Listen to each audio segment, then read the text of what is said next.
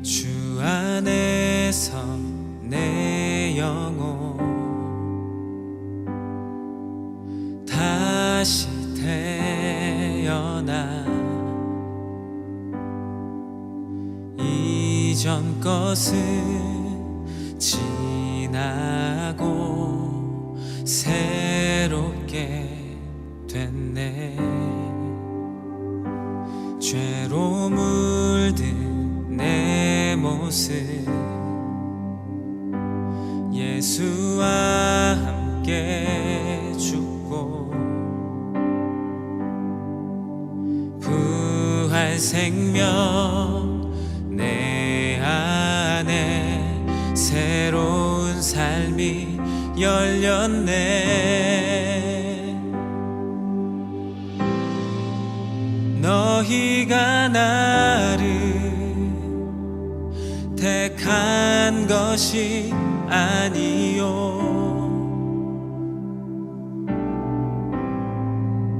내가 너희를 택하여 세웠나니 오직 내 안에 오직 내 속에 그리스도가 사네. 오직 내 삶에 오직 내 맘에 그가 주인 되셨네.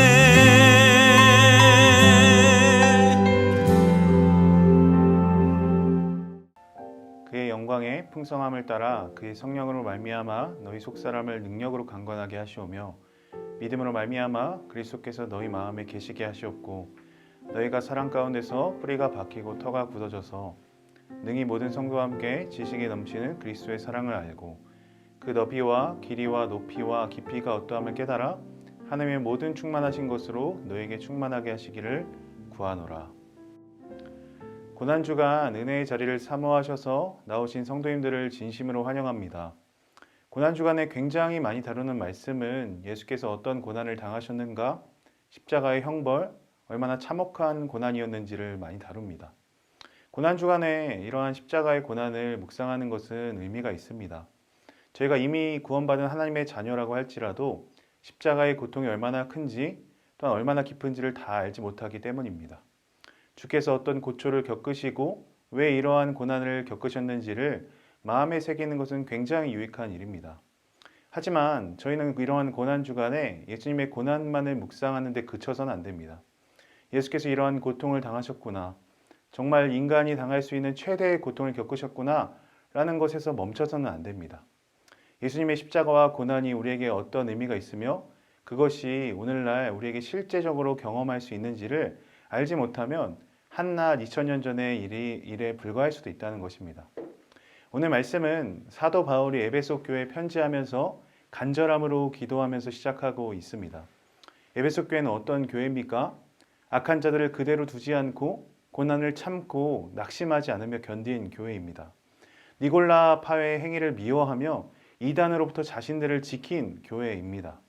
어떻게 보면 진리를 수호하고 예수를 위해 고난당하는 것을 별로 대수롭지 않게 여긴 교회입니다.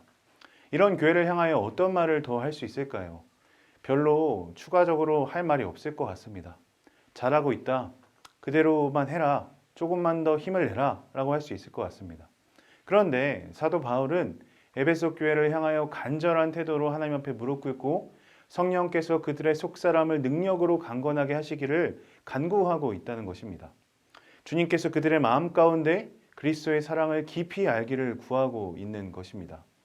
여기서 사도 바울의 간구를 보았을 때 내 안에 계신 성령님께 사로잡힌다는 것은 구원받는 것과는 별개일 수 있다는 것입니다. 에베소 교회가 참 훌륭한 교회였지만 주님께 비판을 받은 것은 처음 사랑을 버렸다고 책망받지 않았습니까? 저희가 하나님의 은혜로 구원받은 것과 계속해서 주님의 사랑 안에 거한다는 것은 별개일 수 있다는 것입니다. 주께서 십자가의 고난을 받으시고 대속적인 죽음을 이루신 것을 믿지만 그것이 그저 과거의 사건으로 역사적인 사실로 끝날 수 있다는 것입니다. 그저 내가 구원을 받았구나라는 것에서 멈출 수 있다는 것입니다. 그러면 저희는 이러한 오류를 벗어나기 위해서는 어떻게 해야 합니까? 성령의 역사로 예수의 삶과 죽음과 부활 가운데 연합을 경험해야 합니다. 이것은 에베소서에서 바울만이 강조하는 것이 아니라 신약 성경 전반에 걸쳐서 그리스도와의 연합을 강조하고 있습니다. 하나님께서 우리를 구원하신 후에 이후의 삶을 성도의 몫으로만 남겨놓으시지 않는 것입니다. 성령께서 역사하셔서 예수의 죽음이 우리의 죽음이고 예수의 부활이 우리의 생명이 되도록 살아가게 하셨다는 것입니다. 죄인들이 그리스도와의 연합을 통해서 구원에 참여하는 것입니다. 그리스도가 성도 안에 계시고 성도가 그리스도 안에 있는 것입니다. 서로 합하여 한 영이 되는 것입니다. 물론 예수님께서 우리 안에 물리적으로 거하실 수는 없습니다. 하지만 이 그리스도와의 연합은 참되며 실제적이고 영적인 연합입니다. 가장 친밀함을 누릴 수 있으며 비밀스러우며 절대 분리될 수 없는 연합이라는 것입니다.